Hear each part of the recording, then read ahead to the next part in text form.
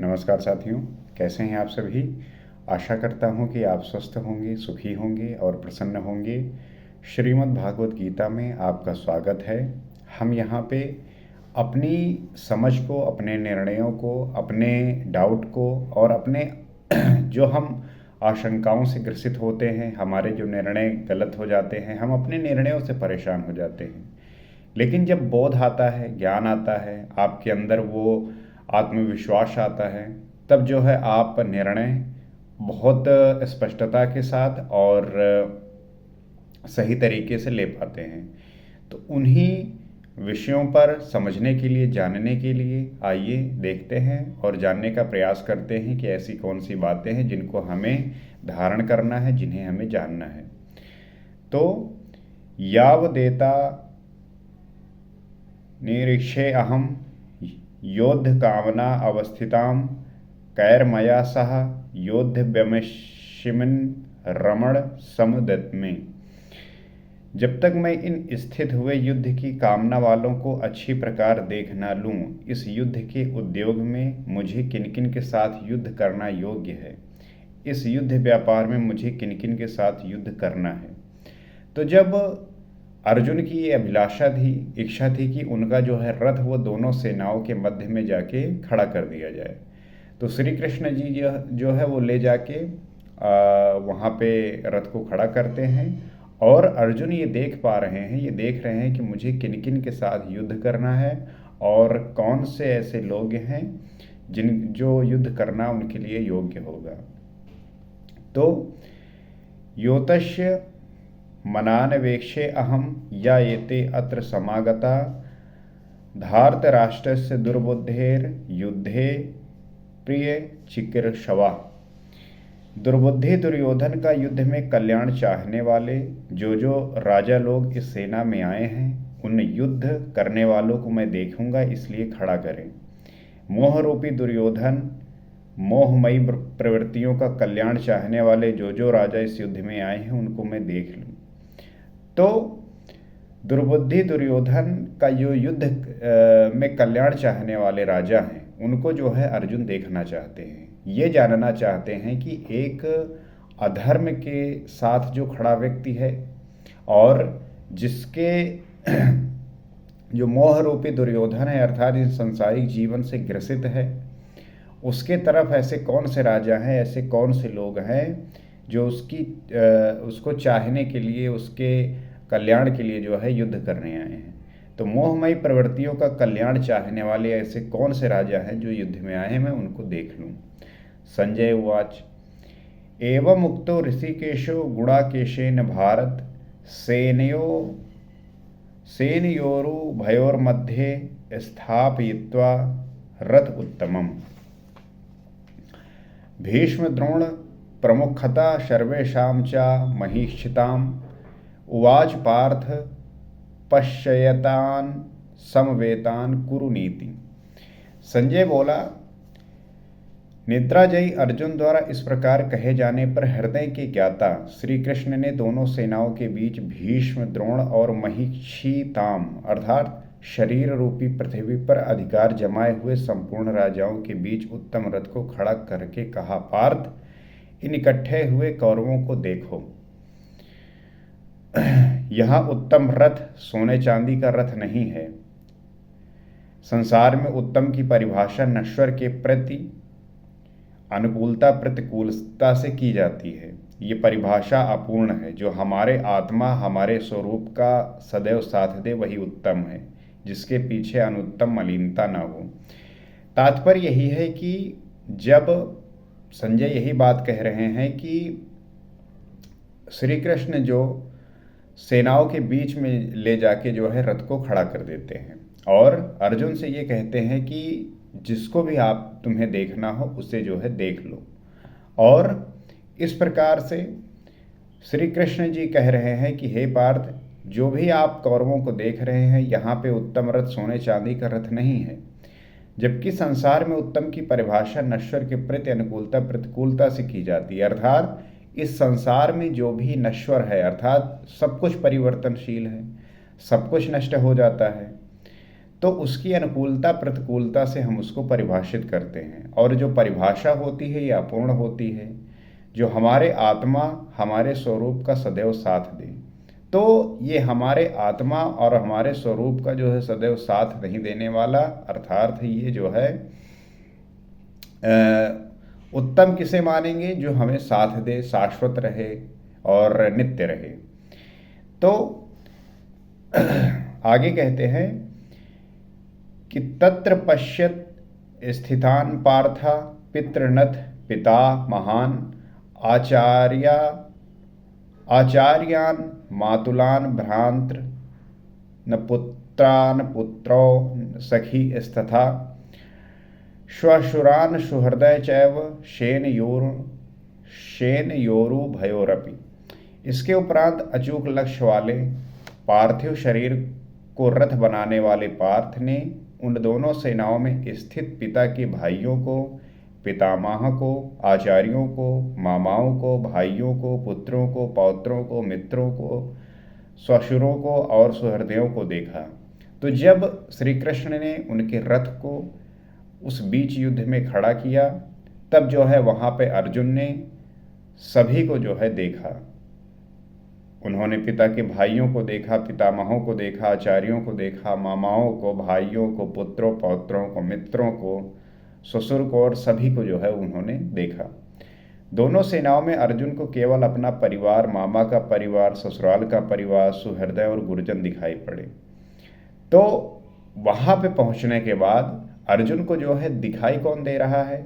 उनका जो है परिवार, मामा का परिवार, ससुराल का परिवार, गुरुजन और सुहृदय जो हैं। तो महाभारत काल की गणना के अनुसार 18 क्षोणी लगभग 40 लाख के समकक्ष होता है। वहाँ पे महाभारत में जो संख्या का वर्णन हुआ है कि कितने जो है लोग उस युद्ध में थे, तो जो है 18 अक्षोणी जो है बताया गया, जो लगभग 40 लाख के बराबर होता है। किंतु प्रचलित गणना के अनुसार 18 अक्षोणी 6.5 अरब के लगभग होता है। लेकिन जो प्रचलित गणना है, मतलब आज के अनुसार, और जो कहा जा रहा है वो ये कहा जा रहा है कि जो 18 अक्षोणी हैं वो 6.5 अरब के लगभग होता है, जो आज के विश्व की जनसंख्या के समकक्ष है। इतने मात्र के लिए यदा कदा विश्व स्तर पर आवास एवं खाद्य समस्या बन जाती है। इतना बड़ा जन समूह अर्जुन के 3-4 रिश्तेदारों का परिवार था। क्या इतना बड़ा भी किसी का परिवार होता है? कदापि नहीं। ये हृदय देश का चित्रण है। तो आपको पता है कि जिस हिसाब से यहाँ पे वर्णन हुआ है कि 18 अक्षोणी का मतलब लगभग 6.5 अरब, लगभग जितनी इतनी अभी जो है पूरी जनसंख्या है पूरे पृथ्वी पे। तो इतनी जनसंख्या होने का मतलब है कि आप जो है जो भी इससे जो है बहुत सारी ऐसी समस्याएं, खाद्य समस्याएं, आवास की समस्याएं विश्व स्तर पर जो है उत्पन्न हो जाती हैं। तो ये जो है एक हृदय देश का चित्रण किस प्रकार से है, इसको आगे समझते हैं। तो तान समीक्षय सह कौन्तेय सर्वान् बंधून् अवस्थितान् कृपया पर्याविष्टो विषीद अन्निदम ब्रवीत। इस प्रकार खड़े हुए उन संपूर्ण बंधुओं को देखकर अत्यंत करुणा से आवृत वो कुंती पुत्र अर्जुन शोक करता हुआ बोला। अर्जुन शोक करने लगा क्योंकि उसने देखा कि ये सब तो अपना परिवार ही है। तो अर्जुन ने जब सभी को वहाँ पे देखा कि कोई मामा है, कोई पितामह हैं, गुरुजन हैं, तो सभी को देख के जो है अर्जुन को जो है शोक हुआ, और शोक करके जो है अर्जुन बोला। अर्जुन कहते हैं कि दृष्टवम स्वजनम कृष्ण युयुत्सम सम उपस्थितम सीदंतिमं गत्राणि मुखम च परिशुद्धति वेप्थुवश्य शरीरे में रोम हर्षस्य जायते। हे कृष्ण, युद्ध की इच्छा वाले खड़े हुए इस स्वजन समुदाय को देखकर मेरे अंग शिथिल हुए जाते हैं, मुख सूखा जाता है और मेरे शरीर में कंप तथा रोमांच हो रहा है। तो कृष्ण से ये बात कह रहे हैं अर्जुन की वो अपने स्वजन को, सभी को देखकर, जो युद्ध के लिए वहाँ पे खड़े हुए हैं, तो वो देखकर उनका जो है अंग शिथिल होता जा रहा है। अर्थात उनका पूरा शरीर अब युद्ध करने के लिए जो है कहीं नहीं रहा है। अर्थात उनका मन जो है अब कमज़ोर पड़ गया है। मुख सूखा जा रहा है, शरीर में कंपन हो रही है। आप जब डर जाते हैं, आप जब किसी को खोने की और ये देखते हैं कि कुछ भी हो सकता है, किसी की मृत्यु हो सकती है, तो आपके अंदर होता नहीं कि आपके अंदर वो कंपन उत्पन्न होता है, आप डर जाते हैं, मुख सूखा पड़ जाता है, पीला पड़ जाता है। तो ये अवस्था जो है अर्जुन की हो गई है, क्योंकि अब उन्हें यह एहसास हो रहा है कि मैं तो अपने ही लोगों के खिलाफ जो है युद्ध करने जा रहा हूँ, अपने ही लोगों को जो है मारने जा रहा हूँ। तो गांडीवम स्त्रसते हस्तात् तव क्वचैव परिदाहते न च शक्नो अवस्थातुम भ्रम तीव चामे मना। हाथ से गांडीव गिरता है, त्वचा भी जल रही है।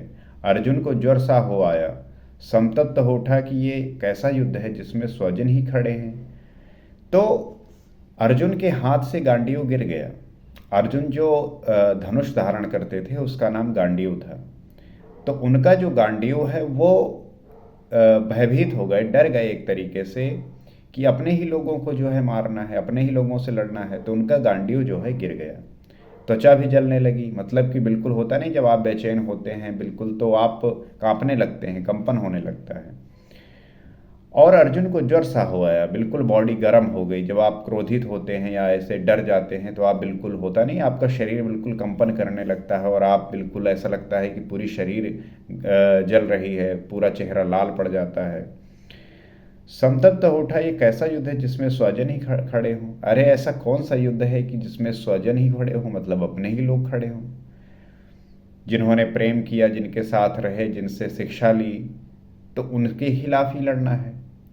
अर्जुन को भ्रम हो गया। वो कहता है अब मैं खड़ा रह पाने में अपने को असमर्थ पा रहा हूँ, अब आगे देखने की सामर्थ्य नहीं है। तो अर्जुन को जो है भ्रम हो गया। वो कहते हैं कि अब जो है मैं खड़ा नहीं रह पा रहा हूँ, क्योंकि मैं जो देख रहा हूँ वो अब देखने के सामर्थ्य में मेरे है ही नहीं। तो अर्जुन को जो है वो भ्रम पैदा हुआ, जिसको दूर करने के लिए भगवान श्री कृष्ण ऐसे ज्ञान देंगे, ऐसी बात बताएंगे जिनका ये भ्रम मिट जाएगा। और हमारे जीवन में भी सारे विपत्तियों का, सारे दुखों का जो कारण है वो भ्रम ही है, वही इच्छा ही है। निमित्तानि च पश्यामि विपरीतानि केशव, न च श्रियो अनुपश्यामि हत्वा स्वजन माहवे। हे केशव, इस युद्ध का लक्षण भी विपरीत ही देखता हूँ। युद्ध में अपने कुल को मारकर परम कल्याण भी नहीं देखता हूँ। कुल को मारने से कल्याण कैसे होगा।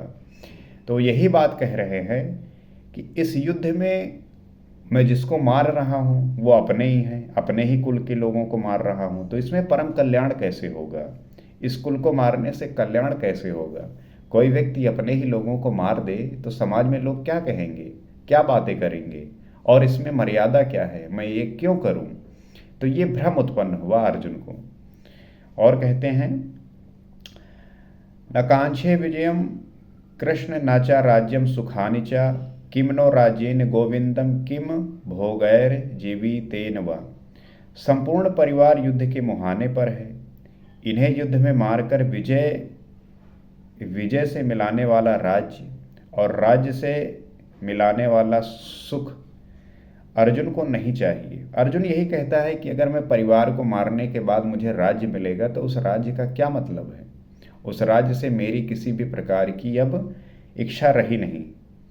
वो कहता है कृष्ण, मैं विजय नहीं चाहता, राज्य तथा सुख भी नहीं चाहता। गोविंद, हमें राज्य या भोग अथवा जीवन से भी क्या प्रयोजन।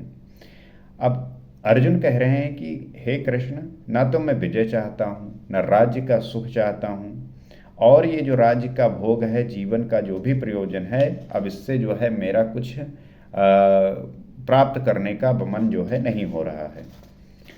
तो ऐसा जो है अर्जुन जो है कह रहे हैं। अब ऐसा भ्रम हमारे जीवन में भी होता है।